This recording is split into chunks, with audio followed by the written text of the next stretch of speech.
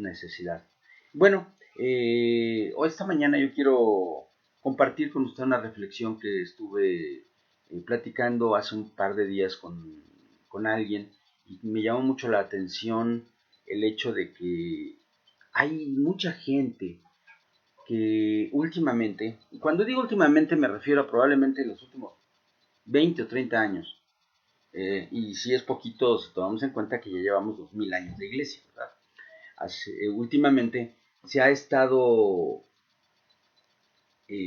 pues metiendo profundamente a un concepto que es lamentablemente mal entendido, lamentablemente poco claro, porque muchas veces nosotros conformamos nuestras ideas a partir de lo que escuchamos o de lo que vemos y no de la palabra de Dios. Y el concepto al que me refiero es el concepto de la palabra o las palabras con poder, las palabras de poder. Déjeme leerle la escritura y quiero que usted ponga mucha atención en las promesas y en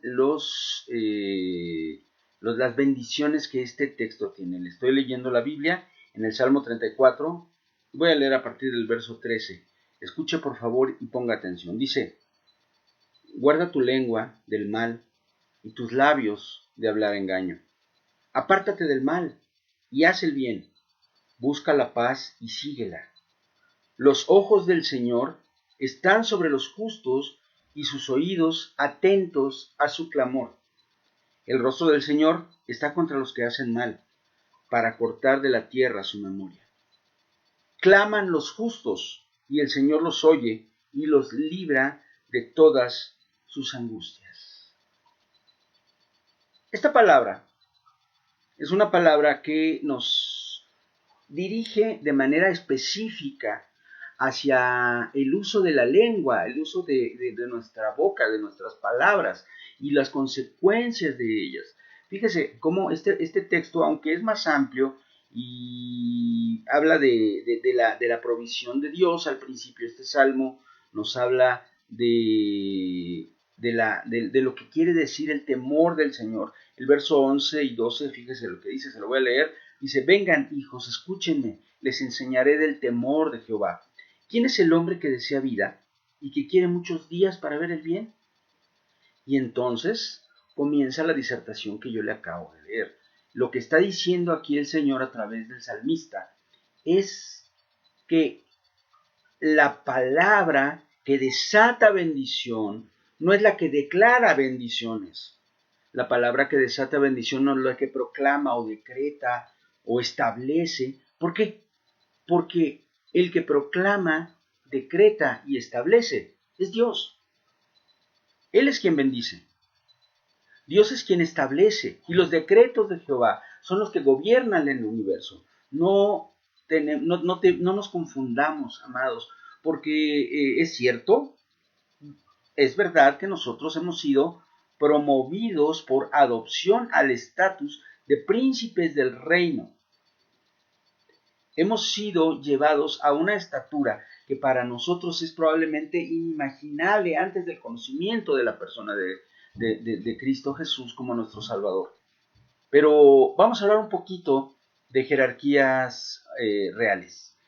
Nosotros no tenemos una experiencia directa porque pues el país en el que vivimos, aquí en México, y también las personas que nos acompañan en Centroamérica y los que se conectan desde Estados Unidos, no tienen la experiencia de haber vivido bajo un régimen monárquico.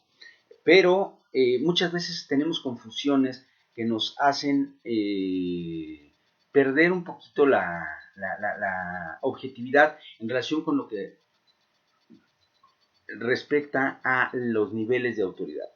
Y mire, vamos a poner por ejemplo una monarquía que hoy está vigente, que está viva y que funciona de una manera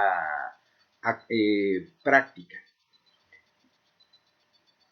Vamos a hablar de Inglaterra. En Inglaterra hoy gobierna un parlamento que está presidido por un primer ministro. Ellos son quienes detentan las funciones generales de gobierno. Sin embargo, todo el gobierno gira alrededor de una figura central. Esta figura central es la figura de la reina Isabel II. Ella, la reina, es oficialmente la dueña de prácticamente todo. Lo que tienen los ingleses en realidad es de la reina y es una concesión real que ellos puedan usar sus tierras, utilizar todos los recursos. Esto naturalmente es algo que funciona de manera muy práctica porque tú puedes hacer uso de todo lo que tienes de manera cotidiana, de manera normal, pero en realidad todo esto está regido por un reglamento y por leyes, y todas esas leyes y reglamentos están establecidos así literalmente por escrito en el Reino Unido, de parte de la reina. Es la policía de la reina, es el ejército de la reina, las leyes, el parlamento, regidos por la reina. En una monarquía parlamentaria como la de Inglaterra, estas figuras se diluyen un poquito, porque en realidad la autoridad de la reina está depositada, está delegada en otros organismos reales, pero finalmente hasta su moneda, los billetes que usted puede conseguir de ingleses, no me refiero a los euros, me refiero a los billetes de libras y sus fracciones, son billetes en los que aparece la efigie de la reina. Y yo le voy a invitar a que busque usted a ver si encuentra en alguna parte que aparezca o que se nombre o que se señale de manera global a nivel de todo el reino a alguno de los príncipes, cualquiera de ellos.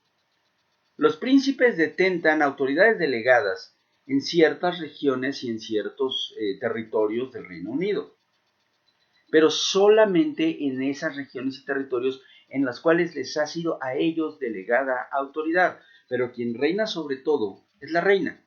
Esto que le estoy platicando es un poquito, aunque le parezca raro que le esté hablando de Inglaterra, ¿qué tiene que ver? Bueno, lo que tiene que ver es que los reinos de esta tierra, todos los reinos que nosotros encontramos constituidos en la parte del mundo que conoce la palabra de Dios, las escrituras, fueron constituidos a partir del modelo real de la Biblia, a partir del modelo monárquico que establece a Dios como el rey. Por eso incluso algunos reyes en algunas partes a lo largo de la historia se autoproclamaron divinos o se autoproclamaron como descendientes o como parte de la naturaleza de la divinidad. En su ego, en su vanidad, ellos procuraban tomar una posición que en realidad solamente le corresponde a Dios, pero al final de cuentas, ese modelo de gobierno monárquico que proviene de las escrituras es el que tomaron los diferentes reinos, porque en realidad no hay otra manera de entender el gobierno de Dios sobre el universo como un gobierno monárquico, es decir, un gobierno en el que Dios y solo Dios reina sobre todo el universo. Nosotros, juntamente con Él, hemos sido elevados a una categoría gloriosa porque somos príncipes del reino de los cielos. Pero hermano amado, hermana amada, no se equivoque. Nosotros, los que vivimos en democracias, no tenemos la costumbre, pero usted, si se da una vuelta por Inglaterra, se va a dar cuenta de que todas las personas, todos incluyendo al primer ministro, todos en Inglaterra hablan desde los cisnes de la reina hasta los territorios reales, abarcando todo el país y todo lo que ellos tienen. Ya le dije que hoy en día esto es un poquito simbólico más que realista, pero está basado en algo muy real, que es el hecho de que en un gobierno monárquico, el que gobierna, decreta, establece y reina y rige es el rey. La categoría de príncipes nos da acceso a la autoridad que Dios delega sobre nosotros. ¿Y cuál es la autoridad que Dios delega en nosotros? Nuestras personas, para empezar. Dios nos concede el privilegio de que nuestras personas tengan la facultad de libre albedrío. Es decir, nosotros podemos decidir desde un punto de vista inmediato qué vamos a hacer, si vamos a hacer el bien o vamos a hacer el mal, si vamos a comer o no vamos a comer, de qué color nos vamos a vestir, si vamos a abrir la boca para decir cosas que bendigan o vamos a abrir la boca para decir cosas que sean maldición. Eso está bajo nuestro control. Y nosotros, al abrir nuestra boca, además, establecemos pactos, porque lo que nosotros decimos es algo que está regido por nuestra voluntad. Por lo tanto, nosotros pactamos con nuestros labios cuando declaramos acerca de nosotros mismos si amamos, si odiamos, si nos comprometemos, si damos nuestra palabra. Pero fíjese bien, hasta ahorita todavía estamos hablando de nosotros mismos, no estamos hablando de los demás. Y en una figura muy hermosa, el Señor establece en nosotros una autoridad delegada. Ojo, le estoy hablando de autoridad delegada, no propia, sino delegada de parte de Dios, y que debemos ejercer como de parte de Dios sobre nuestras familias. Y durante la infancia de nuestros hijos, nosotros somos responsables de sus vidas, somos responsables de sus almas, somos responsables de sus espíritus. En la familia también el varón tiene delegada de parte de Cristo la responsabilidad de cuidar a su esposa. Y dice la palabra de Dios que debe cuidarla como Cristo cuida y ama a su iglesia. Y así sucesivamente. Pero dése cuenta de lo que le estoy diciendo. Lo que nosotros decimos establece, pacta acerca de nosotros y de lo que nos fue dado en autoridad delegada de parte de Dios. No tenemos lo que jurídicamente se denomina derecho de uso y abuso de lo que nos fue delegado. Es decir, no tengo poder para tomar decisiones absolutas sobre nada, porque todo es de Dios, porque Él es el Rey y Él es el dueño del universo. Yo tengo el privilegio de ejercer la autoridad que Dios me delegó sobre las cosas que Dios me dio, con la responsabilidad de que las cosas que yo tengo en mi mano sean conducidas conforme a la voluntad perfecta del Rey de Reyes y Señor de Señores.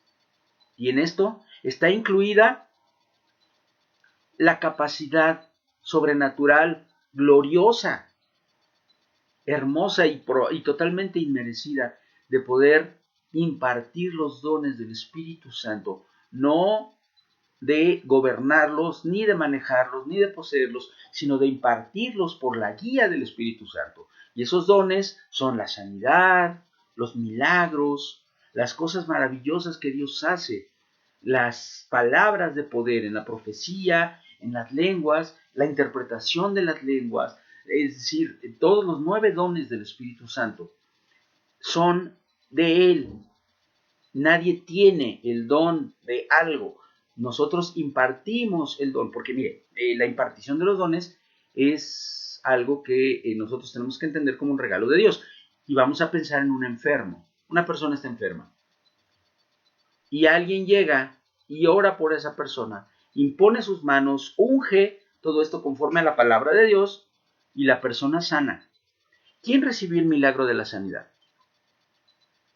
¿Quién recibió el regalo? El enfermo.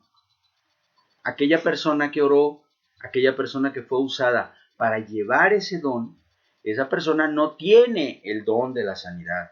Esa persona ha impartido en el nombre de Cristo el don de la sanidad por el poder del Espíritu Santo al que sanó, y el que sanó es quien recibió el regalo.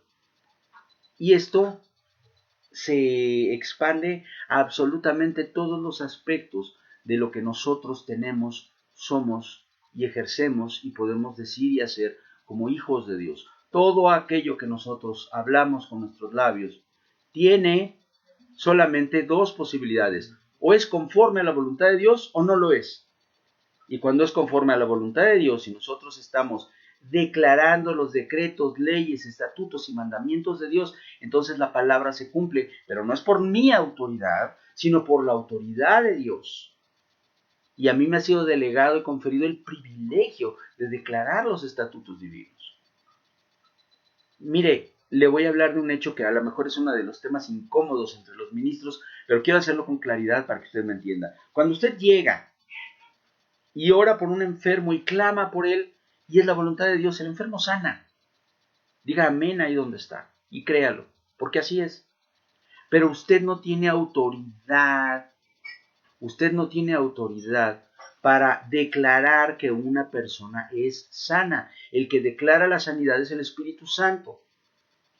Y a nosotros como ministros nos ha pasado que lleguemos alguna vez, en alguna ocasión, a orar por un enfermo y en una emoción humana, a veces es por guía del Espíritu Santo, pero le estoy hablando de un caso específico, en una emoción humana, tú digas, sé sano en el nombre de Jesús, y la persona se muere, no sana. ¿Quién mintió?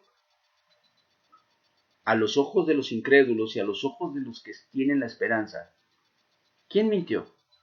¿Dios o el ministro que declaró de su propio corazón y no del corazón de Dios una sanidad que no estaba decretada por Dios? Porque Dios ya había decretado que el tiempo de la vida de esa persona había llegado a su fin. ¿Me entiende lo que le quiero decir? Nosotros no somos autoridad que decreta, nosotros no somos autoridad que establece, no somos autoridad que pone estatutos. Nosotros somos solamente autoridades delegadas que ejercemos en el nombre de Jesús la autoridad divina por causa de la guía del Espíritu Santo y del poder del Espíritu Santo que está en nosotros. Pero el Espíritu Santo es nuestro guía y Él nos habla y Él nos muestra su voluntad. No me refiero solo a los pastores o a los ministros, sino a todos sus hijos. Y a través de la voluntad divina que fluye a través de nosotros, entonces el mundo puede ver el poder de Dios, porque usted y yo, Iglesia de Cristo, somos la presencia literal de Jesucristo en esta tierra porque somos su cuerpo y Él es la cabeza. Pero Cristo es quien ejerce la autoridad. Él es el Rey, Él es el Señor, Él es el que gobierna, Él es el que establece, Él es el que decreta y Él es el que manda en cada aspecto del universo. Usted y yo, con nuestras palabras, pactamos en relación con nosotros mismos, pero no podemos establecer los pactos divinos. Nosotros podemos hablar y con lo que nosotros decimos, nosotros estamos comprometiendo nuestra vida, nuestra persona y aquello que nosotros somos y hacemos delante de Dios. Y entonces sí, cuando nuestros pactos son con Dios y cuando lo hacemos conforme a la voluntad divina, entonces Dios se mueve y Dios establece. Le comento, y por supuesto no le voy a decir ni dónde ni quién, que en alguna ocasión una persona que nosotros conocemos dijo, bueno, yo sé que Dios es bueno y yo sé que Dios es misericordioso, pero la verdad es que a mí una vez una persona me hizo algo y entonces yo le dije al Señor que Él hiciera su justicia y a esa persona le fue muy mal. Y estaba ufanándose de que Dios era el instrumento de su venganza. ¿Usted cree que tenía razón esta persona? Dígame, con toda honestidad, amado, amada, si nosotros fuéramos juzgados en función de lo buenos o lo malos que somos, de lo pecadores o santos que somos, ¿qué sería de nuestra vida? ¿Dónde estaríamos? ¿Dónde estaríamos si las consecuencias de nuestros pecados no hubieran sido borradas y no hubieran sido transformadas por el poder salvador de Cristo Jesús? Muchos de nosotros ya habríamos sido fundidos, ¿verdad? Pero el Señor es amoroso, es maravilloso. Y nuestros labios, no se equivoque, están mandados por Dios para algo específico. Se lo voy a volver a leer. Escuche y tómelo en su mano. Apunte la cita Salmo 34 y le voy a leer a partir del verso 11. Vengan, hijos, escúchenme. Les enseñaré el temor de Jehová. ¿Quién es el hombre que desea vida y quiere muchos días para el bien? Guarda tu lengua del mal y tus labios de hablar engaño. Apártate del mal y haz el bien. Busca la paz y síguela. Los ojos del Señor están sobre los justos y sus oídos atentos a su clamor. El rostro del Señor está contra los que hacen mal, para cortar de la tierra su memoria. Claman los justos, y el Señor los oye y los libra de todas sus angustias. Cercano está el Señor a los quebrantados de corazón y salva a los abatidos de espíritu. Muchas son las aflicciones del justo, pero de todas ellas lo librará el Señor. Amén. Entonces, amado, amada, tú que me escuchas en este momento, medita acerca de esta palabra. Medita acerca del verdadero poder que tiene tu palabra. El verdadero poder que tiene tu palabra no es el del decreto, no es el del establecimiento, no es el de la declaración positiva, es el del clamor delante de Dios. Y entonces Él hará. Confía en el Señor y Él hará. Medita en ello. Piénsalo.